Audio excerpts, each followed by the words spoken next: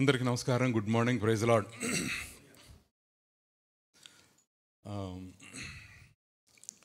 సరే, చాలా పేర్లు వస్తున్నాయి. ఇప్పుడు క్రిస్మస్ సీజన్ కదా, క్రిస్మస్ సీజన్లో పేర్లు మారిపోతాయి, రకరకాలైన పేర్లు కదా. లూకా సువార్త, మత్తయి సువార్త మొదటి అధ్యాయాల్లో క్రిస్మస్ దినాల్లో అనేకమైన పేర్లు, దేవదూతల పేర్లు కూడా మనకు తెలిసిపోయినాయి.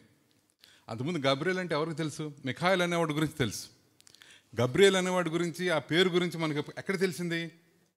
క్రిస్మస్లోనే తెలిసింది. పరలోకంలో ఉన్న వాళ్ళ పేర్లు కూడా మనకి బహిర్గతమైపోయినాయి. కాబట్టి క్రిస్మస్ సీజన్లో పేర్లు మారినా కూడా నేను పెద్దగా పట్టించుకోను. మీరు నన్ను వెంకటరత్నం గారన్నా, వెంకటేశ్వర గారన్నా, ప్రసన్న అంటే మా అన్నయ్య, సరేనా? నేను ప్రశాంత్ కుమార్ని. ఫ్రెండ్స్ మిషనరీ ప్రేయర్ బ్యాండ్, స్నేహితుల సౌవార్తిక ప్రార్థనా దళం అనే ఒక మిషనరీ సంస్థలో నేను పనిచేస్తున్నా చాలా కాలం నుంచి. కొన్ని సంవత్సరాల క్రితం పాస్టర్ గారు చెప్పినట్లుగా ఇక్కడ ఒక మిషనరీని మనం ప్రతిష్ఠించి మన తరపున పనిచేయడానికి ఉత్తర భారతదేశానికి పంపించాం. ఆ అబ్బాయి కొన్ని కుటుంబ కారణాల వలన, నేను పాస్టర్ గారికి చెప్పాలి అది, కానీ సమయం వచ్చింది కాబట్టి అందరికీ చెప్పేస్తున్నాను. కొన్ని కుటుంబ ఒత్తిళ్ళ మూలంగా ఆయన సేవ నుంచి విరమించుకున్నాడు. మిషనరీ సేవ నుంచి విరమించుకుని ఏదో చర్చిలో పాస్టర్గా ఆయన చేస్తూ ఉన్నారు. రెండు పరిచర్యలు సమానమైనవే. మా సంస్థ నుంచి ఆయన బయటకు వెళ్ళిపోయాడు కాబట్టి ఆయన స్థానంలో ఇంకొక మిషనరీ, ఇంకొక సేవకుడిని మన సంఘానికి వాళ్ళు అలాట్ చేశారు. ఆ అలాట్మెంట్ కూడా చాలా కాలం క్రితం జరిగింది. రాజేష్ బాబు చెప్పాల్సిందే, రాజేష్ గారు చెప్పలేదు. ఆ అబ్బాయి పేరు నేను మర్చిపోయాను. ఆ పేరు కూడా కొంచెం ఒక రకంగా ఉంది. నేను నిన్న చూస్తే పేరు ఉంది కాబట్టి నేను ఇంకా అబ్బాయి ఇక్కడ మన చిత్తూరు జిల్లాలోనే పనిచేస్తున్నాడు. నార్త్ అబ్బాయే, నార్త్ ఈస్ట్ సంబంధించిన బాబు. ఇక్కడికి వచ్చి తెలుగు నేర్చుకుని చిత్తూరు జిల్లాలో కలగడ అనే ప్రాంతంలో ఉన్న మన సేవాస్థలంలో ఆయన పనిచేస్తూ ఉన్నాడు. త్వరలో ఆయన్ని తెప్పిస్తాము, మీ అందరికీ పరిచయం చేస్తాం. పెద్ద ప్రోగ్రాంలా కాకపోయినా కూడా సంఘంలో అతను వచ్చి సాక్ష్యం చెప్పి మనల్ని అందరం అతను తెలుసుకోవడం, అతన్ని మనం అందరం తెలుసుకోవడం, అది విధిగా జరగాల్సిన పని. ఫ్రెండ్స్ మిషనరీ ప్రేయర్ బ్యాండ్ సేవలు చాలా, మీ అందరి ప్రార్థనలు మరి ఎంతమంది ప్రార్థన చేస్తున్నారో తెలియదు, కానీ అలవాటు ప్రకారం చెప్పేస్తున్నా. మీ అందరి ప్రార్థనల మూలంగా చాలా ఘనంగా జరుగుతున్నాయి. పాస్ గారు మాత్రం ఖచ్చితంగా ప్రార్థన చేస్తున్నారని అనుకుంటాను. మిషనరీల సంస్థలు, బోల్డెన్ సంస్థలు ఉన్నాయి. అందులో ఒక సంస్థ FMBV, IEM అని, EHC అని, బ్లెస్సింగ్ యూత్ మిషన్ అని, విశ్వవాణి అని, ఓల్డన్ని మిషనరీ సంస్థలతో దేవుడు మన దేశాన్ని సంపన్నం చేశాడు. పెద్దవి, చిన్నవి. కొన్నేమో ఫారిన్ ఫండ్స్ మీద ఆధారపడి పనిచేస్తున్న సంస్థలు, కొన్నేమో భారతదేశంలో దొరికే ద్రవ్యంతో పనిచేసే సంస్థలు. ఎట్లాగైనా సరే దేశాన్ని ఎట్లాగైనా క్రీస్తు కోసం గెలవాలని చెప్పి దృఢ నిశ్చయతతో ముందుకు సాగుతూ ఉన్నాయి ఈ మిషనరీ సంస్థలన్నీ కూడా. ఆ సంస్థలన్నిటి కోసం మనం ప్రార్థన చేయాలి. అందులో ప్రత్యేకంగా మన సంఘం నుంచి ఎవరైతే మిషనరీలుగా వెళ్ళారో వాళ్ళ కొరకు మనం ఇంకా బలంగా ప్రార్థన చేయాలి. చాలా రకరకాలైన మాటలు వింటూ ఉన్నాం. నిన్న మొన్న ఏదో ఒక వాట్సాప్ చూడటం మానేయండారా. అందులో చాలా ఇవన్నీ వస్తూ ఉంటాయి. ఏంటి, పుకార్లు కూడా పెట్టేస్తూ ఉంటారు. అవి చూసి కొంచెం తెలియని వాళ్ళు, పాపం తెలియని వాళ్ళు చాలా కలవరం చెందుతూ ఉంటారు. ఈ మధ్య వచ్చింది ఏంటంటే, ఉత్తరప్రదేశ్లో ఇంట్లో ప్రార్థన చేసుకుంటే బుల్డోజర్తో కూల్చేస్తామని హెచ్చరించాయంట యోగి. అది నిజం కాదు, అబద్ధం అది, సరేనా? ఇంట్లో ప్రార్థన చేసుకున్నా, ఇంట్లో ప్రార్థనా మీటింగ్స్ నడిపించినా కూడా ఎవరు మనల్ని ఏం చేయలేరు, చేయటానికి వీల్లేదు. అలాంటి పుకార్లు వస్తూ ఉన్నాయి. కానీ హింస మాత్రం చాలా పెరిగిపోతూ ఉంది. హింస అంటే కొట్టేయటం అట్లా కాదు, కానీ కేసులు పెడతా ఉన్నారు మిషనరీస్ మీద. వాళ్ళ అబ్బాయిని కూడా జైల్లో పెట్టారు. ఇమానుయేల్ కదా, ఇమానుయేల్ని కూడా జైల్లో, ఇప్పుడు బెయిల్ మీద వచ్చాడు. అట్లా బెయిల్ మీద చాలామంది మిషనరీలు ఉన్నారు. చాలా చిన్న చిన్న విషయాలకు. మహారాష్ట్రలో పనిచేస్తున్న మిషనరీ పెయింట్ అనే ప్రాంతంలో భార్య పరిచర్య అంతా ముగించుకుని అందరిని ఇళ్ళకి పంపించేసి ఇంట్లోకి వచ్చి భోజనం చేసి 11 గంటలకు ప్రార్థన చేసుకోబోతుంటే ఫోన్ వచ్చింది. ఒక 30 కిలోమీటర్ల దూరంలో ఉన్న విలేజ్ నుంచి ఒక అమ్మాయి ఫోన్ చేసింది. పాస్ గారు మీరు రావాలండి, మా అమ్మ చచ్చిపోయేటట్టుంది, మీరు వచ్చి ప్రార్థన చేయాలండి. వాళ్ళు అన్నారు, ఇంత రాత్రి మేము రావడం కుదరదమ్మా, చిన్నపిల్లలు ఉన్నారంటే, లేదు మిమ్మల్ని రావాలని కోరుకుంటా ఉంది మా అమ్మ, మీరు వచ్చి ప్రార్థన చేస్తే సంతోషంగా చచ్చిపోద్దంట. వీళ్ళిద్దరు హడావుడిగా పిల్లల్ని పక్కింటి వాళ్ళకి ఇచ్చి మోటార్ సైకిల్ వేసుకుని వెళ్ళారు. 30 కిలోమీటర్లు వెళ్ళారు రాత్రిపూట, అర్ధరాత్రి. అక్కడికి వెళ్ళేసరికి అక్కడ పోలీసులు కూర్చుని ఉన్నారు. ఇంట్లోకి వెళ్ళి ఏంటంటే ఆవిడ బాగుంది, అందరూ బాగున్నారు. ఆ పిల్ల ఏం చెప్పిందంటే, వీళ్ళు అర్ధరాత్రి మా ఇంటికి వచ్చి మమ్మల్ని మతం మారుస్తున్నారని చెప్పేసింది. వాళ్ళని తీసుకెళ్ళి జైల్లో పెట్టారు. చిన్న చిన్న ఇట్లా ఇట్లా కుయుక్తులతో సేవని అడ్డుకోవాలని చూస్తూ ఉన్నారు. కానీ ఒక సంగతి చెప్తాను, సేవను అడ్డుకోవడం ఎవడి శక్తి కాదు, ఎవడి తరం కూడా కాదు. భారతదేశంలో సేవ దిగ్విజయంగా సాగుతూ ఉంది. ఈ సంవత్సరం ఏప్రిల్ నుంచి డిసెంబర్ వరకు, నవంబర్ వరకు ఫ్రెండ్స్ మిషనరీ ప్రేయర్ బ్యాండ్ సేవా స్థలాల్లో 7,000 మంది బాప్తిసం తీసుకున్నారు. 7,000 చిల్లర. హల్లెలూయా చెప్పండి గట్టిగా. కష్టాలే రాని, నష్టాలే రాని, కన్నీళ్ళే రాని, ఇంకేమైనా రాని, సైతాన్ ఎంత బలంగా ఎదుర్కొన్నా కూడా, సైతాన్ కంటే బలవంతుడు కదా. సైతాను శక్తిమంతుడైతే మన దేవుడు సర్వశక్తిమంతుడు కదా. సువార్తను అడ్డుకోవాలని చూసిన శక్తులన్నీ పోయినాయి. మనం ఒకవేళ మన తరంలో చూడకపోయినా కూడా తర్వాత తరంలోనైనా, ఆ తర్వాత తరంలోనైనా సరే భారతదేశం క్రైస్తవ దేశం కాక తప్పదు. ఎంతోమంది మిషనరీలు చచ్చిపోయారు. కొన్ని వేల మంది మిషనరీల సమాధులు మన దేశంలో ఉన్నాయి. దేవుడు వాటిని దీవిస్తూ ఉన్నాడు. కొన్ని వేల మంది మిషనరీలు, కొన్ని వేల మంది స్వార్థ పరిచర్య కొరకై తమను తాము అర్పించుకున్న జీవితాలన్నీ ఆ జీవితాలన్నీ వ్యర్థం ఎట్లా అవుతాయి? దేవుడు తప్పనిసరిగా కార్యం చేస్తాడు. ఈ ఫ్రెండ్స్ మిషనరీ ప్రేయర్ బ్యాండ్ తెలుగులో స్నేహితుల సౌవార్త, తెలుగులో కంటే ఇంగ్లీష్లో తేలిగ్గా చెప్పగలం. పోనీ FMPB అందాం. FMPB స్నేహితుల సౌవార్తిక ప్రార్థనా దళం. స్నేహితుల సౌవార్తిక ప్రార్థనా దళం గుర్తుపెట్టుకోండి. FMPB ప్రార్థన చేసేటప్పుడు ఒక మాట FMPBని దీవించని ప్రార్థన చేయండి సార్, సరిపోతుంది. Thank you so much. సరే, నిన్న 2 రోజుల క్రితం పాస్ గారు ఫోన్ చేసినప్పుడు ఆయన ఏమన్నారంటే 45 నిమిషాలు అన్నారు. ఇప్పుడేమన్నారంటే 40 నిమిషాలు అన్నారు. 45నా? సరే, ఓకే, థ్యాంక్ యూ సార్. హెబ్రీయులకు రాసిన పత్రిక 11వ అధ్యాయంలో ఏముంది చెప్పండి? విశ్వాసుల గురించి ఉంది కదా. 27 వచ్చిన ఎవరైనా గట్టిగా చదవండి. హెబ్రీ 11:27. అదృశ్యుడైన వాణిని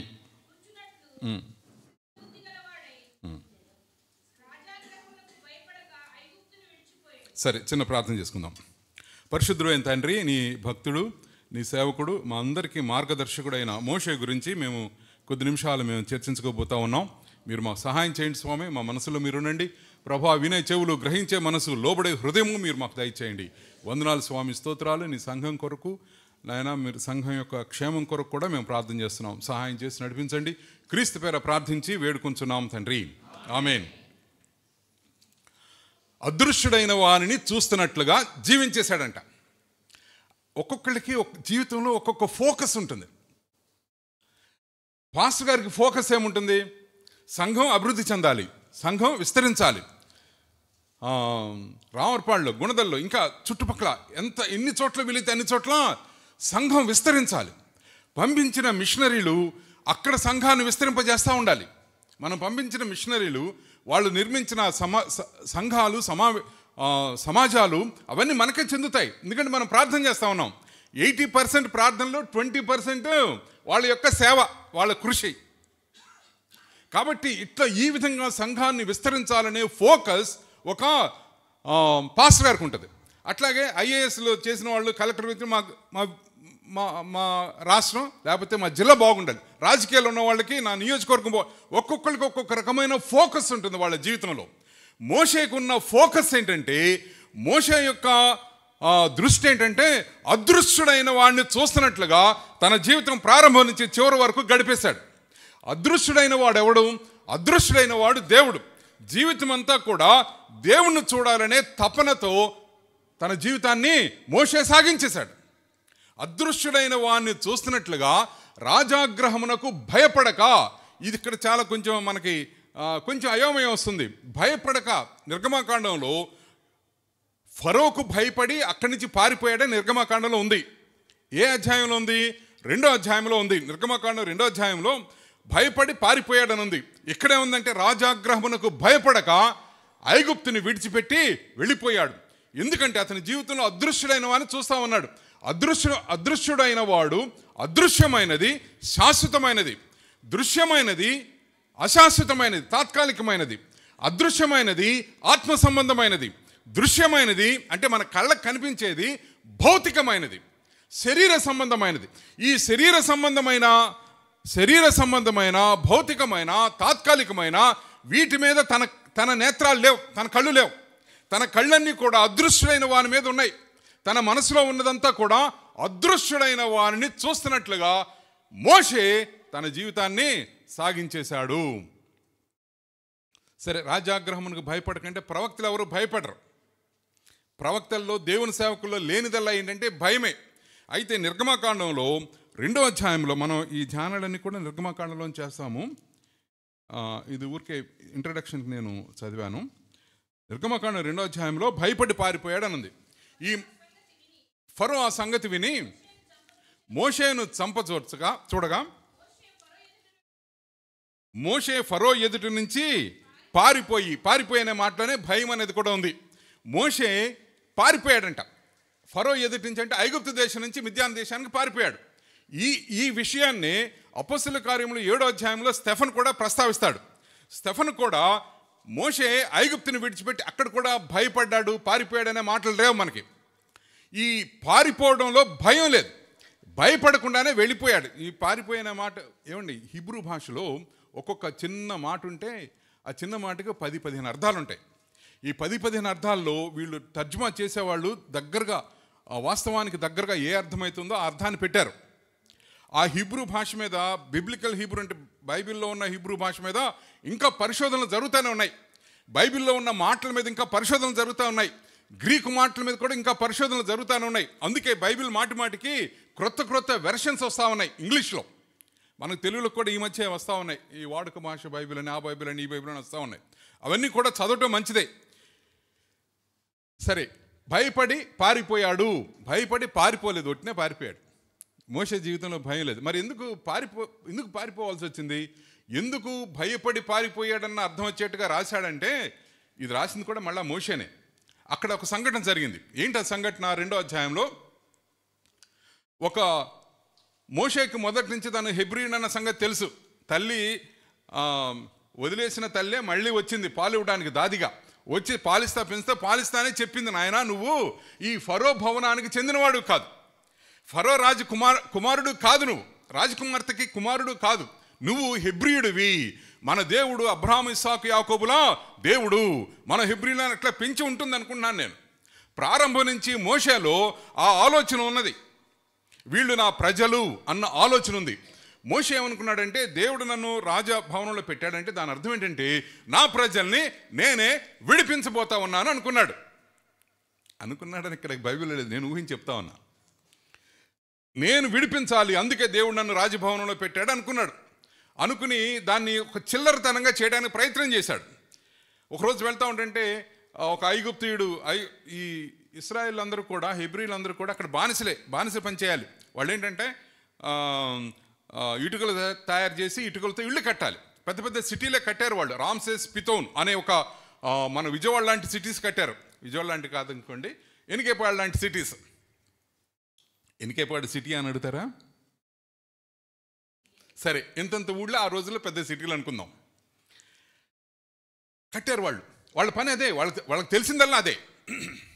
వాళ్ళ కాంట్రాక్టర్స్ ఉంటారు కదా, వాళ్ళందరూ ఐగుప్తీయులు. ఒకరోజు ఈ కాంట్రాక్ట్ పని చేసే ఐగుప్తీయుడు దాసుడైన ఒక ఇశ్రాయేలుని, హెబ్రీయుడిని కొట్టడం చూసి వెళ్ళిపోయాడు. ఎవరు లేరు అక్కడ. ఎవరు లేకపోతే వాడిని ఐగుప్తీయుడిని పట్టుకుని ఒక గుద్దేసరికి ఆడు డమాల్మని చచ్చి కింద పడిపోయాడు. అంత బలవంతుడు కదా, ఎక్కడ కొట్టాలో తెలుసు మోషేకి. ఆడు చచ్చిపోతే వాడిని అక్కడే ఇసుకలో పాతి పెట్టేసి ఏం తెలియనట్టు ఇంటికి వెళ్ళిపోయాడు. 2వ రోజు చూడకూడదు, మీరు చదవాలి, హిస్టరీ మీకు తెలియాలి, సరేనా?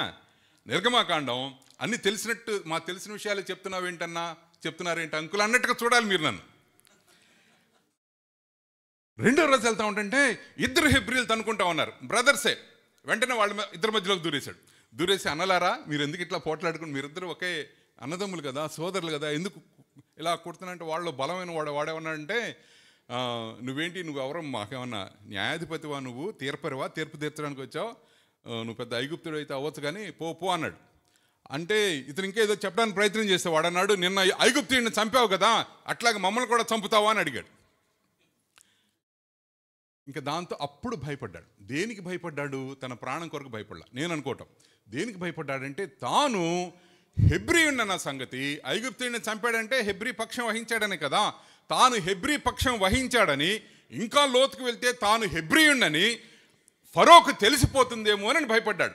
ఒకవేళ ఫరోకు తెలిసిపోతే మోషేని చంపటంతో ఆగడు ఫరో ఏం చేస్తాడంటే మోషేని బట్టి హెబ్రీయుల్ని ఇంకా ఎక్కువగా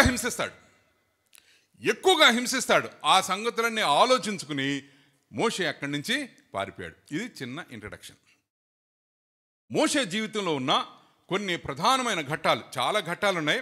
అందులో నాకు నచ్చిన కొన్ని సన్నివేశాలు నేను ఉదయం ఈ ముందు ఉంచుతాను. ఈ సన్నివేశాలన్నీ కూడా నేను చెప్పబోయే 2, 3, 4 సన్నివేశాలు ఇవన్నీ కూడా పర్వతాలతో కూడుకున్నవి. పర్వతాల మధ్య లేకపోతే పర్వతాల మీద జరిగిన సంఘటనలు ఇవి. పర్వతాల మీద జరిగిన సంఘటనలు, పర్వతాలకు అనుబంధంగా జరిగిన సంఘటనలు. సరే, నెంబర్ 1 పర్వతం. 3వ అధ్యాయంలో 3వ అధ్యాయము 1వ వచనం చదవండి. మోషే మిద్యాను యాజకుడైన యిత్రో అను తన మామ మందను మేపుచు ఆ మందను అరణ్యము అవతలకు తోలుకొని దేవుని పర్వతమైన హోరేబుకు వచ్చెను. చాలు. మొదటి పర్వతము కొండ హోరేబు పర్వతం.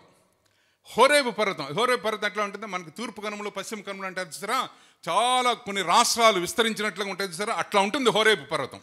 ఈ హోరేబు పర్వతానికి దేవుని పర్వతం అని పేరు. ఎందుకు వచ్చింది దేవుని పర్వతం అని? ఎందుకు వచ్చిందంటే ఇప్పుడు మనం ఇంకా కింద చదివినట్లయితే మనకు అర్థమవుతుంది. హోరేబు పర్వతం మీద దేవుడు మోషేకు ప్రత్యక్షమయ్యాడు. ఎట్లా ప్రత్యక్షమయ్యాడు?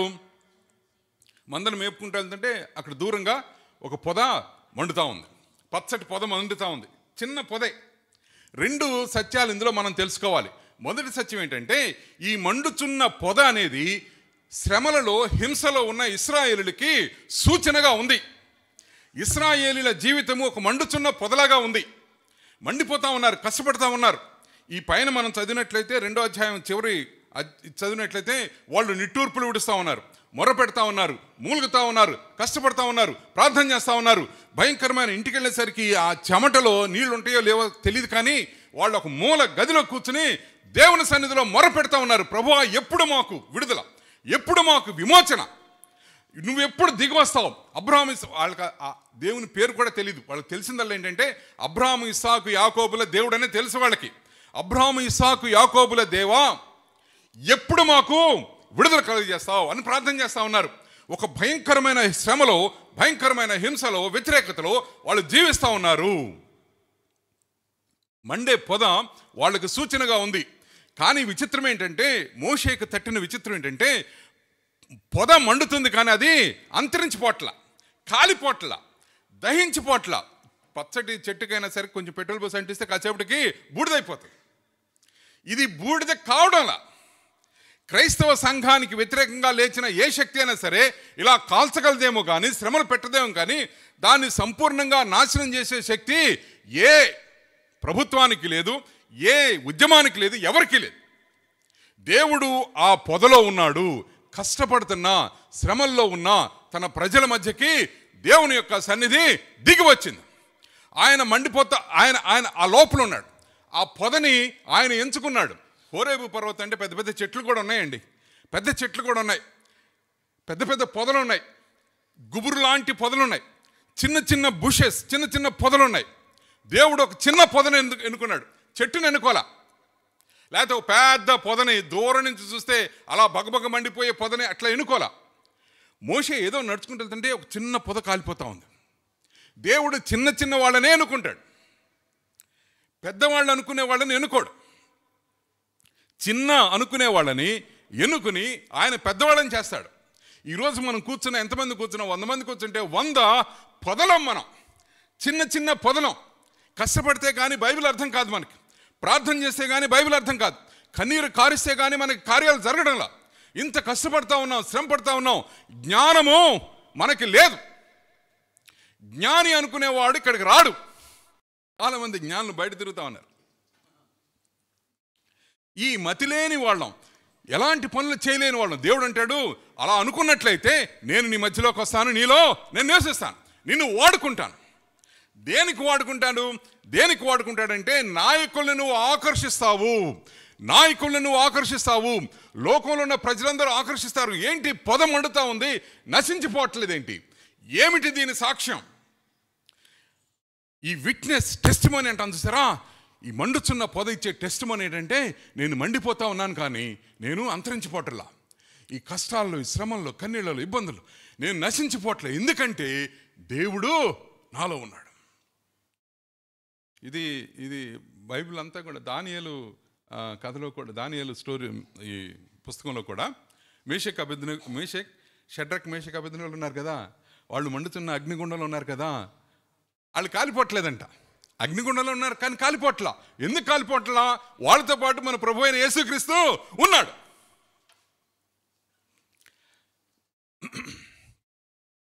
రెండు సత్యాలు, మండే పొద అనేది. సరే, ఈ హోరేబు పర్వత అనుభవము ఇక్కడ ఏం చేశాడంటే, దేవుడు మోషేని పిలిచాడు. ఈ కాల్డ్ హిమ్. ఇది పిలుపుకు సంబంధించిన పర్వతం, గుర్తుపెట్టుకోండి. పిలుపుకు సంబంధించిన పర్వతం ఇది. మోషే జీవితంలో పిలుపుకు సంబంధించిన పర్వతం. దేవుడు మనల్ని అందరినీ పిలిచాడు. ఒక్కొక్కరిని ఒక్కొక్క విధంగా పిలిచాడు. ఒక్కొక్కరి జీవితంలో ఒక్కొక్క రకమైన అనుభవాన్ని ఇచ్చి పిలిచాడు. దేవుని యొక్క అనుమతి లేకుండా మన జీవితంలో ఏది జరగడంలా.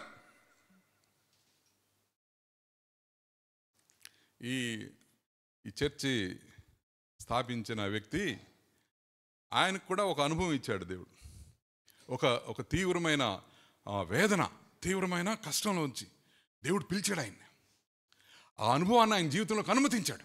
ఎందుకు అనుమతించాడంటే తన దగ్గరికి ఆకర్షించుకోవటానికి. ఒక్కొక్కరికి ఒక్కొక్క వాళ్ళ స్థితిని బట్టి, వాళ్ళ యొక్క మనస్థితిని బట్టి దేవుడు ఒక్కొక్క రకమైన అనుభవాన్ని ఇస్తాడు. ఆ రోజులు ఇక్కడే గుణదలో తిరుగుతూ ఉండేవాడిని నేను, కొత్తగా మారు మనసు పొంది. ఆయన సాక్ష్యం ఎక్కడ అంటే అక్కడికి వెళ్ళి కూర్చునేవాడిని. నాకు సన్నిహితులైన వాళ్ళ ఇళ్లలో, ఇంట్లో ఆయన సాక్ష్యం చెప్తూ ఉండేవాడు. ఎప్పుడప్పుడు కూర్చుంటూ ఉండేవాడు. ఇప్పుడు ఆయనకి అనుభవం ఇవ్వకపోతే మనం అందరం ఇక్కడ ఉండం కదా, సంఘం ఉండదు కదా. ఈ సంఘాన్ని కనడానికి ఆయనకి దేవుడు అనుభవం ఇచ్చాడు. ఒక అనుభవం నుంచి పిలిచాడు ఆయన. తీవ్రమైన వేదనాభరితమైన ఒక అనుభవం. కానీ దేవుడు వదిలిపెట్టలేదు కదా. ఆ సంఘటన జరిగినప్పుడు దేవుని యొక్క స్వరాన్ని స్పష్టంగా విన్నాడు. పొద అనుభవం, పిలవటం గురించి మాట్లాడుతాను. పిలుపుకు సంబంధించిన పర్వతం హోరేబు పర్వతం. ఇందులో ఇంకో ప్రత్యేకమైన ఒక మాట ఏంటంటే, దేవుడు మొట్టమొదటిసారిగా తన పేరును చెప్పుకున్నాడు. మోషే అడిగాడు, నువ్వు ఎట్లా వాళ్ళు వెళ్తే వాళ్ళు అడుగుతారు, నీ పేరేంటి అని అడుగుతారంటే, దేవుడు అన్నాడు, నా పేరేంటంటే ఉన్నవాడను అనువాడనై ఉన్నాను. దీని అర్థం ఏంటంటే, నాకు ఒక పేరు అంటకట్టడానికి వీల్లేదు. ఎందుకంటే నేను ప్రారంభం నుంచి ఉన్నవాడిని. అసలు ప్రారంభం అంటానికి వీల్లేదు కదా. దేవుడికి ఏది ప్రారంభం చివర లేదు. అల్ఫా ఒమేగా అనేది కూడా నాకు అది అర్థం కాదు. అల్ఫా అంటే ప్రారంభం, ఒమేగా అంటే అంతం. అంతము ఆది లేనివాడు.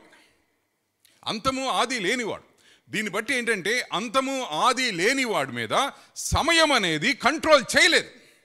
సమయం అనేది నన్ను కంట్రోల్ చేస్తుంది, మిమ్మల్ని కంట్రోల్ చేస్తుంది. లోకంలో ఎవడైనా సరే, మోడీ అయినా సరే, బైడెన్ అయినా సరే, ఇంకెవరైనా సరే, వాళ్ళందరూ సమయబద్ధులై ఉంటారు.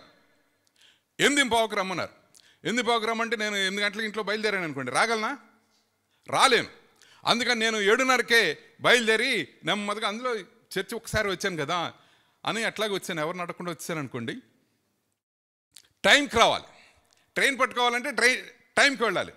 10:30కి ట్రైన్ అంటే 10:30కి ఎన్ని గంటలకు వెళ్ళాలి? ట్రైన్ స్టేషన్కి ఎన్ని గంటలకు వెళ్ళాలి? 10 గంటలకు వెళ్ళిపోవాలి. ఎందుకంటే మనకి ఏ ప్లాట్ఫామ్ మీదకి వస్తుందో ముందు చూసుకోవాలి కదా. మళ్ళీ ఆ ప్లాట్ఫామ్ మీదకి వెళ్ళాలి. మన పెట్టి ఎక్కడ ఉంటుందో తెలియదు. మనం ఎక్కడ ఉంటామో అది ఎక్కడో వచ్చి ఊరు ఉంటుంది. అది వచ్చి 5 నిమిషాల ముందు ఈ డిస్ప్లే వేస్తాడు. ఇక అది చూసుకుని నడిచిన 10:30కే వెళ్ళామనుకోండి, ఖచ్చితంగా టైంకి వెళ్ళామనుకోండి, కష్టం. మనం లోపలికి వెళ్తే కష్టం అవుతుంది. కానీ విషయం ఏంటంటే మనం ముందెళ్ళి కూర్చుంటే మన ఇండియా రైల్వేస్ సంగతి చెప్తున్నాం, ట్రైన్ లేట్గా వస్తుంది. మనం కరెక్ట్ టైంకి వెళ్తే సరిపోతుంది. సరే కొంచెం లేట్ అవుద్దిలే, పలానా సర్కార్ ఎక్స్ప్రెసే కదా, 10 నిమిషాలు లేట్ అవుద్దని వెళ్ళామనుకోండి, అది వెళ్ళిపోతుంది. టైంకి మనం బద్ధులమై ఉన్నాం. దేవుడు టైంకి బద్ధుడై లేడు. దేవుడు టైం మనల్ని కంట్రోల్ చేస్తుందా? దేవుడు టైంని కంట్రోల్ చేస్తాడు. ఉన్నవాడను అనువాడనై ఉన్నానంటే అర్థం ఏంటంటే నేను టైంని కంట్రోల్ చేస్తా. అంత మాత్రమే కాదు, నేను ఇచ్చిన టైంని నేను పాటిస్తా. దేవుడు అబ్రహాంకి చెప్పేటప్పుడు అబ్రహాంతో అన్నాడు, 400 సంవత్సరాలు వీళ్ళు ఐగుప్తులో తమది కాని దేశంలో వాళ్ళు బాధపడతారు, కష్టాలు పడతారు, నేను వచ్చి వాళ్ళని రక్షిస్తానని దేవుడు అబ్రహాంకి వాగ్దానం చేశాడు. ఈ 400 సంవత్సరాలు అయిపోయినాయి, దాదాపు 430 సంవత్సరాలు అయిపోయినాయి. దేవుడు దిగొచ్చాడు, తన టైంని జ్ఞాపకం చేసుకున్నాడు. పిలుపుకు సంబంధించిన పర్వతం, దేవుడు మనల్ని అందరినీ కరెక్ట్గా వచ్చాడు. కరెక్ట్గా అదృష్టుడైన వాడిని చూస్తున్నట్టుగా ఎవడున్నాడు అంటే ఆ గొర్రెలు కాసుకుంటా ఉన్నాడు. 40 సంవత్సరాలు ఇదే పని మోషేకి. 40 సంవత్సరాలు ఫరో ఇంట్లో ఉన్నాడా, 40 సంవత్సరాలు గొర్రెలు కాసుకుంటా ఉన్నాడు కొండల మీద. ఫరో ఇంట్లో నేర్చుకున్నవన్నీ కూడా మెదడులోంచి వెళ్ళిపోయినాయి. ఇప్పుడు అతనికి తెలిసిందల్లా ఏంటంటే, అంతకుముందు తెలిసింది అన్ని రకాలైన విద్యలు. స్టెఫెన్ అన్నాడు, ఐగుప్తు యొక్క సకల విద్యల యందు ప్రావీణ్యం సంపాదించాడని చెప్పాడు. ఇప్పుడు ఆ ప్రావీణ్యత అంతా కూడా గొర్రెల్ని మేపటంలో తను చూపిస్తూ ఉన్నాడు. 80 ఏళ్ల వయసులో పిలుపు వస్తూ ఉంది. యంగగా ఉన్నప్పుడు యంగగా కాదండి, మోషే 120 ఏళ్ళకి చచ్చిపోయేటప్పుడు కూడా యంగగానే ఉన్నాడు. రెండవ పర్వతం 17వ అధ్యాయంలో మనం చూస్తాం. 17వ అధ్యాయం 1వ వచనం 9వ వచనం. మోషే యెహోషువతో, మన కొరకు మనుషులను ఏర్పరిచి వారిని తీసుకొని బయలు వెళ్ళి అమాలేకీయులతో యుద్ధం చేయము. రేపు నేను దేవుని కర్రను చేతబట్టుకుని ఆ కొండ శిఖరం మీద నిలిచేదని నేను. రెండవ పర్వతం ఏంటంటే, ఇది కూడా హోరేబు పర్వతమే. అంటే ఈ రెఫీదీము అరణ్యము, రెఫీదీము అనే ప్రాంతం ఉంది, దాని ప్రక్కనే ఈ పర్వతాలన్నీ ఉన్నాయి. కాబట్టి మనం దాన్ని రెఫీదీము పర్వతాన్ని పిలుద్దాం. మొదటిది హోరేబు పర్వతం, పిలుపుకు సంబంధించిన పర్వతం. రెండవది రెఫీదీము పర్వతం. వీళ్ళు ఐగుప్తు నుంచి బయటకు వచ్చేసిన తర్వాత చాలా కష్టాలు పడి ఎర్ర సముద్రాన్ని దాటి, చాలా కష్టమైన ప్రయాణం అది. సముద్రంలో ఇసుకలో నడుచుకుంటూ రావడం, ఆ పిల్లల్ని వాళ్ళకున్న ఈ సంపదలు అన్నీ తీసుకుని రావడం, అంత కష్టపడి వచ్చారు. రాగానే వీళ్ళకి ఎదురైన మొట్టమొదటి సమస్య ఏంటంటే నీళ్లు లేవు. అక్కడ ఆ దేశపు నీళ్ళు తాగుతుంటే అవి చేదుగా ఉన్నాయి. దేవుడు మారాగా మార్చాడు. తర్వాత మోషే అహరోనుల మీద శనగడం, అలసట, బడలిక ఇవన్నీ ఉండగా రెఫీదీం దగ్గరకు వచ్చేసరికి రెఫీదీంలో మళ్ళీ నీళ్ళ ప్రాబ్లం వచ్చింది. అంతకుముందేమో ఆకలి అన్నారు, దేవుడు మన్నా పంపించాడు, మన్నా తర్వాత పూరేళ్ళు పంపించాడు. ఇదంతా కూడా ఈ సంఘర్షణతో ఇశ్రాయేలు సమాజం అలసిపోయింది. రెఫీదీములో ఇశ్రాయేలు సమాజం అలసిపోయి నీళ్లు లేకుండా పోయింది. దేవుడు మళ్ళీ నీళ్ళు ఇచ్చాడు. ఈ అలసిపోయిన ఇశ్రాయేలు సమాజం మీదకి అమాలేకీయులు వచ్చి పడ్డారు. అమాలేకీయులు ఎవరంటే ఆదికాండం 37వ అధ్యాయంలో ఏశావుకి ఒక కొడుకున్నాడు, వాడి పేరు ఎలీఫజ్ యొక్క కొడుకు అమాలేకు అనేవాడు. ఈ అమాలేకు అనేవాడి ద్వారా వచ్చిన జనాంగమే అమాలేకీయులు. అంటే యాకోబు పిల్లలైన ఇశ్రాయేలీలు, ఏశావు పిల్లలైన అమాలేకీయులు ఇద్దరు కజిన్స్ అవుతారు. ఇశ్రాయేలుకు సహాయం చేయడానికి బదులుగా అమాలేకీయులు యుద్ధం చేయడానికి వచ్చారు. వాళ్ళు అప్పటికే యుద్ధంలో ఆరితేరారు. వీళ్ళేంటి, ఇశ్రాయేలుకి ఏమొచ్చు, యుద్ధం చేయడం వచ్చా? రాదు. ఆయుధాలు ఉన్నాయా? లేవు. ఎట్లా చంపాలి, ఎట్లా కొట్టాలి అనేది వీళ్ళకి తెలియదు. వీళ్ళకి దెబ్బలు తినటమే తెలుసు, దెబ్బలు కొట్టడం చేత కాదు, యుద్ధం చేయడం చేత కాదు. యుద్ధం చేయడం తెలిసిన వాడు ఆ మొత్తం 6 లక్షల మందిలో మోషే ఒక్కడే. ఎందుకంటే మోషేకి యుద్ధం చేయడం తెలుసు. ఫరో ఇంట్లో పెరిగాడు కాబట్టి, సకల విద్యలలో ప్రావీణ్యత సంపాదించాడు కాబట్టి అన్ని రకాలైన విద్యలు తెలుసు మోషేకి. అప్పుడు మోషే ఏమన్నాడంటే, వాళ్ళు యుద్ధం చేయడానికి వస్తే, మీరు ద్వితీయోపదేశకాండం 35వ అధ్యాయం కూడా చదవండి. అక్కడ అమాలేకీయులు చేసే యుద్ధ తంత్రం ఎట్లా ఉంటుందో చెప్తాడు. మోషే చెప్తాడు వాళ్ళకి అమాలేకీయులు ఎంత భయంకరంగా యుద్ధం చేస్తారు అని. అంత భయంకరమైన వ్యక్తులు వచ్చి పడిపోతున్నాడంటే మోషే యెహోషువని పిలిచి అన్నాడు, యెహోషువ, కుర్రాళ్ళు ఉంటారు కదా కాస్త యుద్ధం చేసేవాళ్ళు, వాళ్ళందరినీ సేకరించి నువ్వు వాళ్ళతో యుద్ధం చేయడానికి వెళ్ళు, నేను కొండ శిఖరం మీదకి వెళ్తాను. నేను కొండ శిఖరం మీద. అప్పుడు యెహోషువకి ఏం తెలియదు, ఏం చెప్తే చేయటమే. కానీ యెహోషువ చుట్టుపక్కల కుర్రాళ్ళు ఉన్నారు కదా, వాళ్ళు సనగడం మొదలుపెట్టింటారు, మనం యుద్ధం చేయటం ఏంట్రా. అసలు యుద్ధం తెలిసిన ఆయన కొండ మీదకి వెళ్ళి దాక్కుంటా అంట, మనం యుద్ధం చేయాలంట, మనల్ని కొట్టి చంపేస్తే ఎవరు రాది అని వాళ్ళు మాట్లాడుకుంటారు. ఆ మాట చెప్పి కర్ర పట్టుకుని మోషే చరా చరా చర చర వెళ్ళిపోతా ఉన్నాడు. ఎవరికి చెప్పలా. ఆ వెంటనే ఉన్న అహరోను, హూర్ అనేవాళ్ళు బంధువులు వాళ్ళు వెంటనే ఏం చేశారంటే, ఒక్కడే వెళ్ళిపోతున్నాడు, పైకి వెళ్తే ఏమవుతుందని వాళ్ళు కూడా వెనకాల పరిగెత్తారు. వెళ్ళిపోయాడు, కొండ ఎక్కాడు, కొండ మీద ఇంకా శిఖరం ఉంది, శిఖరం ఎక్కేశాడు. యుద్ధం చేయాల్సింది కొండ శిఖరాల మీద, మైదానంలో కాదు. యుద్ధం చేయాల్సింది ఇంట్లో మారుమూల గదిలో, బయట కోర్టులో కాదు, కోర్టులు కచేరీలు కాదు, పంచాయతీలు కాదు. యుద్ధం చేయాల్సింది వ్యక్తిగత జీవితంలో. ప్రార్థన అనేది ఒక యుద్ధం, ప్రార్థన అనేది ఒక పోరాటం. మోషే ఏమన్నాడంటే, మీరు మామూలుగా ఈ తేలిక యుద్ధం చేసేయండి, అసలైన సిసలైన కష్టమైన అతి కష్టమైన యుద్ధం ఒకటి ఉంది, అది నేను చేస్తాను. ఏంటి ఆ కష్టమైన యుద్ధం? దేవుని సన్నిధిలో నిలబడే 2 చేతులు పైకెత్తుతా, పైకి ఎత్తినప్పుడు మీరు గెలుస్తారు. ఒకవేళ నా శక్తి సడలిపోతే, నాకు నిద్ర వస్తే, ఆకలేస్తే, ఏదన్నా బడలిక వేస్తే చేతులు దించేస్తానా, మీరు ఓడిపోతారు. మోషే హృదయంలో ఏముందంటే, దేవుని సన్నిధిలో చేసే వాదము, సంవివాదము, వాగ్వివాదము, దేవుని సన్నిధిలో చేసే పోరాటము, ప్రార్థన. మోషే పైకి వెళ్ళి ప్రార్థన చేస్తామంటే అహరోను హూరు వెళ్ళారా, ఆయన చేతులు పైకెత్తి ప్రార్థన చేస్తుంటే కింద ఇశ్రాయేలు గెలిచేస్తా ఉన్నారు. వాళ్ళ దగ్గర కర్రలు లేవు, కత్తులు లేవు, అయినా గెలిచేస్తా ఉన్నారు. చిన్న చిన్న రాళ్లతో చేసిన ఆయుధాలు, చిన్న చిన్న కర్రలు, చెట్ల కొమ్మలు పట్టుకుని అమాలేకుల మీద పడిపోతా ఉన్నారు. అమాలేకులు ఓడిపోతా ఉన్నారు. ఈ చేతులు ఎత్తిన వాడు పైనుంచి చూస్తూ ఉంటే అమాలేకులు పారిపోతాం కనపడతా ఉంది. ఈ చేతులు ఎంతసేపు నిలబెడతారు, ఎంతసేపు పెడతారు? ఇట్లా మనమే పెట్టలేము. 80 సంవత్సరాల వయసులో వాడు ఎట్లా పెడతాడు? మళ్ళీ రోజంతా పెట్టాలి. పెట్టి నెమ్మదిగా దించేస్తున్నాడు, ప్రభా కాపాడని దించేస్తుంటే వాళ్ళు ఓడిపోతున్నారు కింద. అహరోను అంటున్నాడు, తమ్ముడు ఓడిపోతున్నారు వాళ్ళు. ఓహో అలాగా, మళ్ళీ చేతులు ఎత్తున్నాడు, మళ్ళీ దించేస్తా ఉన్నాడు. అందుకని వాళ్ళిద్దరు ఏం చేస్తున్నారు, చెరో పక్క కూర్చొని 2 చేతులు ఎత్తి పట్టుకున్నారు. ఇక ఓటమి లేదు. ప్రార్థన చేసే వాళ్ళకి మనం సహాయం చేయాలండి. వాళ్ళు ప్రార్థన చేయడానికి అనుకూలమైన వాతావరణం మనం కల్పించాలి. పాస్టర్ గారికి ఊరికే ప్రోగ్రాంలు పెట్టకండి. ప్రోగ్రాంలు. కొన్నిసార్లు ఈ సంఘ పరిచర్యలో ఉన్న వాళ్ళని చూస్తే మనసు ద్రవించిపోతూ ఉంటుంది. ఏంటి బ్రదర్, ఏంటండి, అయ్యో. ముఖ్యంగా క్రిస్మస్ సీజన్లో కొన్ని పెద్ద సంఘాలకు వెళ్తాను నేను, పాస్టర్ల మొహంలో కళ ఉండదు, అలా ఉంటారు పాపం. ఏంటి సార్ బలహీనంగా? 4 రోజుల నుంచి ఒకటే రాత్రులు నిద్రలేదండి. ఎందుకు లేదండి, క్యారల్స్కి వెళ్తున్నా ఉండ. ఎప్పుడు కొంతమంది డిసెంబర్ 1నే మొదలు పెడతారు. డిసెంబర్ 1నే క్యారల్స్, 24 వరకు క్యారల్సే. మళ్ళీ ప్రతిరోజు ఏదో ఒక ప్రోగ్రాం. పాస్టర్ గారు సంఘానికి చెందినవాడే, సంఘము మా పాస్టర్ గారు అనుకోవడం నిజమే. కానీ దానికంటే ముందు పాస్టర్ గారు దేవునికి చెందినవాడు. దేవునికి టైం ఇవ్వాలి కదా. ఎంతసేపు చేతులు ఎత్తి పెడితే అంత క్షేమం సంఘానికి, గుర్తుపెట్టుకోండి. అందుకని మీ ఇళ్లలో ప్రోగ్రామ్స్ ఏమైనా జరిగితే కాసేపు కూర్చోండి పాస్టర్ గారు, ఇదిగో ఈయన కోసం ప్రార్థన చేయండి, ఆయన కోసం ప్రార్థన చేయకండి. అట్లా వాళ్ళ పిల్లల కోసం మీరు ప్రార్థన చేసేసుకోండి. త్వరగా విడిపించేసి పంపించేసేయండి.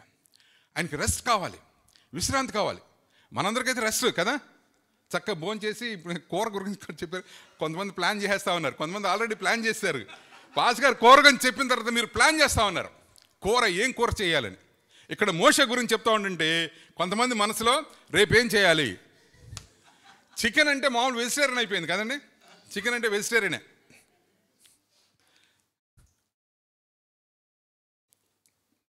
మా అపార్ట్మెంట్ పక్కనే ప్రతి ఆదివారం ఇక్కడ గాడిద మాంసం లభించును అని పెట్టండి. నాయన గాడిదలు తింటారు నాయన, 600 కిలో అనుకోటి రాశాడు. మా ఆవిడ ఎప్పుడో తిందంట, ఆవిడంది చాలా బాగుంటుందండి, నోరు మూసుకోవే తల్లి, గాడిద మాంసం ఎవరిదండి. ఏది కదిలేదన్నీ తినేస్తున్నారు. భూమి మీద ఏది కదులుతుందో దాన్ని పట్టుకొని తినేస్తున్నారు మానవుడు. కూరలు అనగానే రకరకాలైన కూరలు మీ మనసులోకి వచ్చి ఉంటాయి కదా. సరే, అమాలేకీయులతో యుద్ధం, పోరాటం చేయడానికి మనందరం సన్నద్ధం కావాలి. భార్య ప్రార్థన చేస్తుందా 2 గంటలు 3 గంటలు ఇంట్లో, భర్త ఏం చేయాలి, ఇంట్లో పనులన్నీ చేసేయాలి. అరే మమ్మీ ప్రార్థన చేసుకుంటుందిరా, టైం ఇవ్వండి. డాడీ ప్రార్థన చేసుకుంటుండే, డాడీని డిస్టర్బ్ చేయొద్దు, టైం ఇవ్వండి. 2 గదులు ఉన్నాయా, ఒక గది డాడీకి ఇచ్చేయండి ప్రార్థన చేసుకోవడానికి. ఇచ్చేసి మళ్ళా ఏం చేస్తారు తెలుసా, నెమ్మదిగా లోపలికి వచ్చి ఫోన్ చూస్తున్నాడా, ప్రార్థన చేస్తున్నాడు. అలా చేయకండి, మంచిది కదా.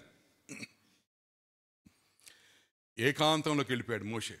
అసలైన యుద్ధం అక్కడ జరుగుతూ ఉంది. ప్రార్థన అనేది ఒక యుద్ధం లాంటిది, పోరాటం లాంటిది. మగసిరి గలవాడై దేవునితో పోరాడెను. ఎవరు? యాకోబు. సరే, మీరందరూ గబాలను యాకోబు అన్నారు కాబట్టి మగసిరి అనే మాట సరైన ట్రాన్స్లేషన్ కాదు. అది మగసిరి ఆడసిరి అనే ఏముండదు.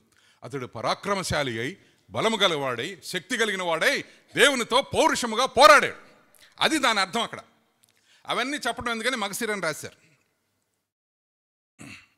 సరే, పెనుగులాట, ప్రార్థన అనేది ఆ అనుభవం వస్తేనే కానీ మన జీవితాల్లో, ముఖ్యంగా ఆత్మల్ని సంరక్షించడంలో, మన వాళ్ళని మనం సంరక్షించుకోవడంలో అలాంటి ఒక అనుభవం.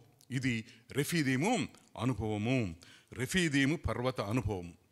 బైబిల్ ఒక్క పేజీ ఇలా తీస్తే మీరు అక్కడ 3వ పర్వతం ఉంది. 3వ పర్వతం 20వ వచనం చదవండి.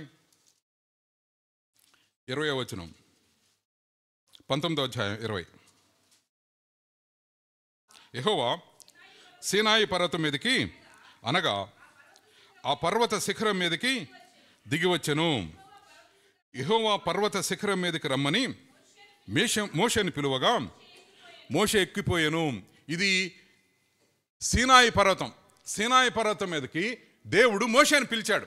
ఇది 3వ పర్వతం. మొదటి పర్వతం పిలుపుకి సంబంధించిన పర్వతం, 2వది ప్రార్థనకు సంబంధించిన పర్వతం హోరేబు, రెఫీదీము పర్వతాలు. 3వది దేవుని వాక్యానికి సంబంధించిన సీనాయి పర్వతం. ఏం జరిగింది సీనాయి పర్వతం మీద? దేవుడు ఏమన్నాడంటే, నువ్వు ఎక్కిరా, పైకి రా, పర్వతం మీదకి రా అన్నాడు. పర్వతం మీదకి వెళ్ళాడా? అక్కడ దేవుడు ఏం చేశాడంటే ధర్మశాస్త్రాన్ని లేదా దేవుని యొక్క వాక్యాన్ని మోషే చేతిలో పెట్టాడు. ఎలా పెట్టాడు? దేవుని వాక్యాన్ని పలకల మీద దేవుడు తన స్వహస్తాలతో రాశాడండి. స్వహస్తాలతో రాశాడు. ఈ 10 ఆజ్ఞలు పలకలు, 2 పలకలు రాసి మోషే చేతిలో పెట్టాడు. దేవుని వాక్యానికి సంబంధించిన పర్వతము సీనాయి పర్వతం. ఇది మనం జాగ్రత్తగా ఆలోచిస్తే సీనాయి పర్వతం మీదకి దేవుడు ముందు అధ్యాయాలు చదవండి. ఈ అధ్యాయంలోనే ముందు భాగం చదివితే దేవుడు కొన్ని రిస్ట్రిక్షన్స్ పెట్టాడు.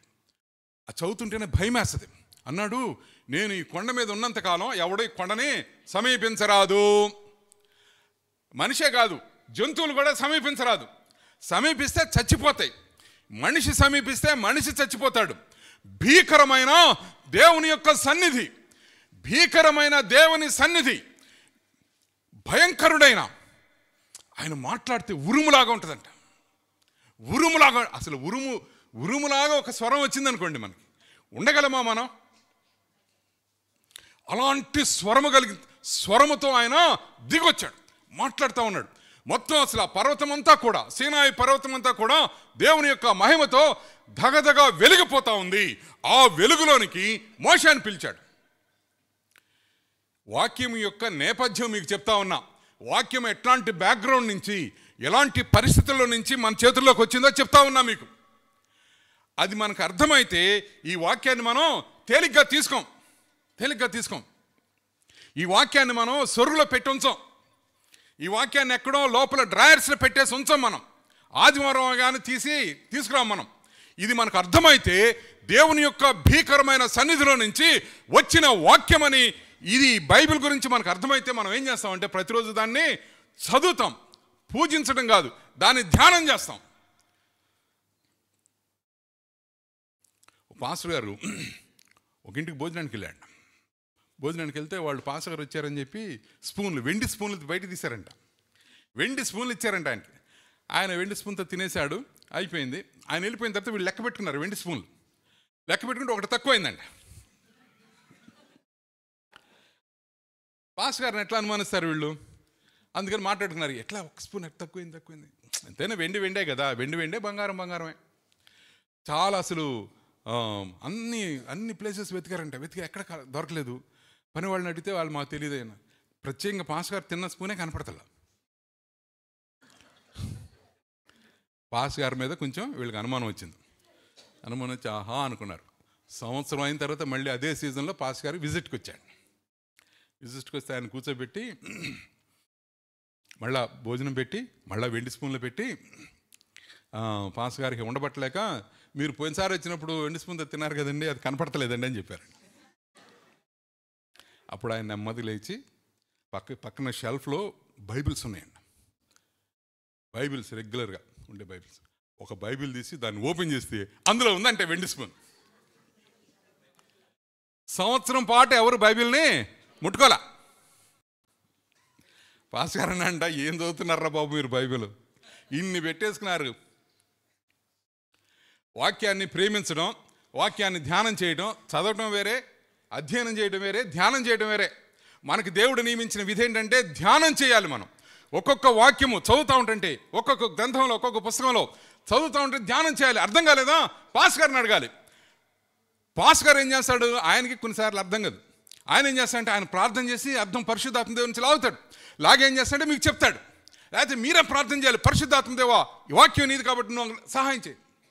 సీనాయి పర్వతము పాత నిబంధన, సియోను పర్వతము కొత్త నిబంధన.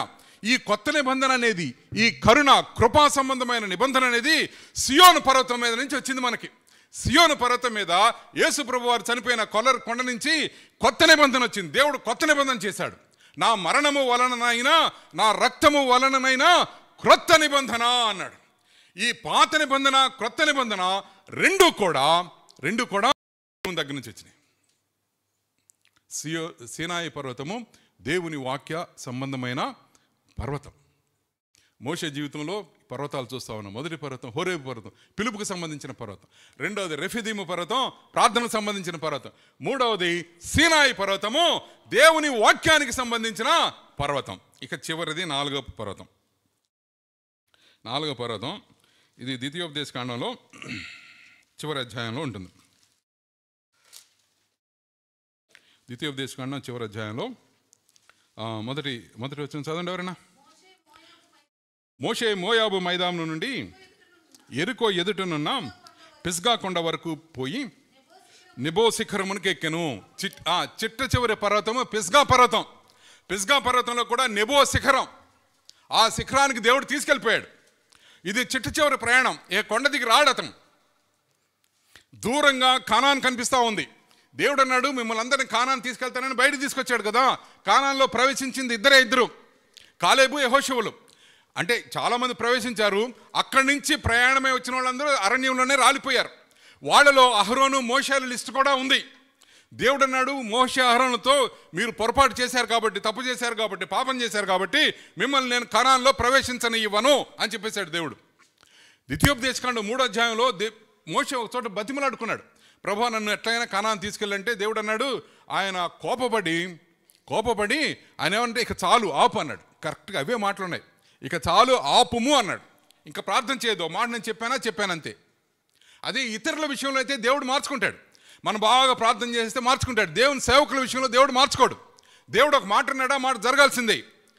శిక్షణను ఇచ్చేవాడికి శిక్ష ఎక్కువగా ఉంటుంది, బలంగా ఉంటుంది. దేవుని సేవకులైన వాళ్ళు, నాయకులైన వాళ్ళు చాలా జాగ్రత్తగా ఉండాలి ఈ విషయంలో అన్నాడా. మోషే మర్చిపోయాడు ఆ విషయం. ఎందుకు మర్చిపోయాడంటే మోషే కనాను ముఖ్యం కాదు. మోషేకి ఎవరు ముఖ్యం అంటే అదృశ్యుడైన వాడు ముఖ్యం. మళ్ళా మొదటి వాక్యానికి వెళ్ళిపోతా ఉన్నా. అదృశ్యుడైన వాడు ముఖ్యం, అదృశ్యమైనది ముఖ్యం. ఈ కనాను కాదు. అతనికి ముఖ్యమైనది ఏంటంటే పరలోకమనే కనాను. ప్రభువా ఎప్పుడు నీ సన్నిధికి వస్తా, ఎప్పుడు నిన్ను చూస్తాను, ఎప్పుడు నేను నిన్ను చూస్తాను, ఇదే ఇతని మనసులో ఉన్నది. ఒకసారి దేవుని కూడా అడిగాడు కదా, ఎవరు అడగల. అట్లా ఏమడిగాడు, నాకుసారి నువ్వు కనపడన్నాడు. దేవుడు అన్నాడు, నా మొహం చూసి ఎవడు బతకడయ్యా అంటే అయినా పర్లేదు కనపడన్నాడు. దేవుడు అన్నాడు, సరే నిన్ను ఈ రాయి ప్రక్కన పెడుతున్నాను, రాయికి చిన్న రంధ్రం చేస్తున్నాను, ఆ రంధ్రంలో ఒక కన్ను పెట్టి చూస్తూ ఉండు, నీ ఎదుటి నుంచి నేను వెళ్ళిపోతానంటే ఇలా కూర్చుంటే మోషేకి ఏం కనపడలా.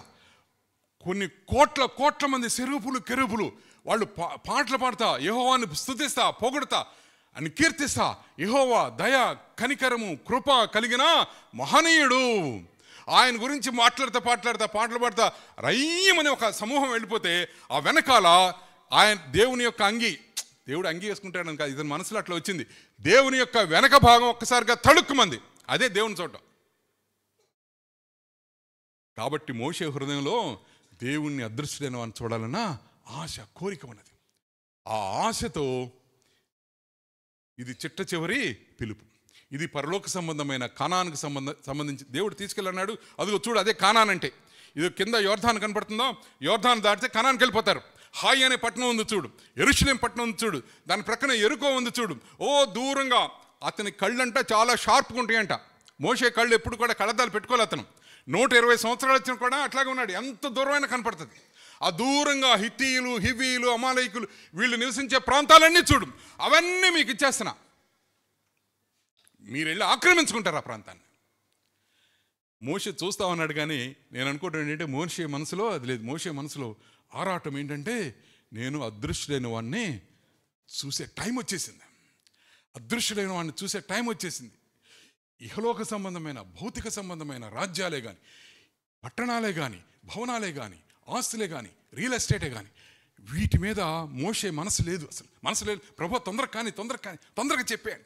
అతని హృదయంలో ఒకవేళ అనుకున్నాడేమో, త్వరగా కానిచ్చేసే, ఇది రావాలి, నీ సన్నిధికి రావాలి నేను. ఇది చివరి పర్వతం. ఇది కనానుకి అనగా వాగ్దాన నెరవేర్పుకు సంబంధించిన పర్వతం. ఈ 4 పర్వతాల అనుభవాలు మన జీవితాల్లో ఉండాలి. పిలుపుకు సంబంధించిన పర్వతం హోరేబు పర్వతం, ప్రార్థనకు సంబంధించిన పర్వతం రెఫీదీము పర్వతం, వాక్యానికి సంబంధించిన పర్వతం సీనాయి పర్వతం, వాగ్దాన నెరవేర్పుకు సంబంధించిన పర్వతం నెబో శిఖరము అనగా పిస్గా పర్వతం. ఈ 4 పర్వతాల అనుభవాలు మన జీవితాల్లో దేవుడు మనకు కలుగజేసి మనల్ని ఆత్మలో పరిణితి చెందిన వారుగా, ఒక మెచ్యూర్డ్ బిలీవర్స్గా, మోషేతో సమానంగా దేవుడు మనల్ని చేయాలని మనం ప్రార్థన చేసుకుందాం. నేను మీ అందరి కొరకు ప్రార్థన చేస్తాను. మీరు మా సేవల కొరకు, నా కొరకు ప్రార్థన చేయండి. పాస్టర్ గారికి చాలా వందనాలు.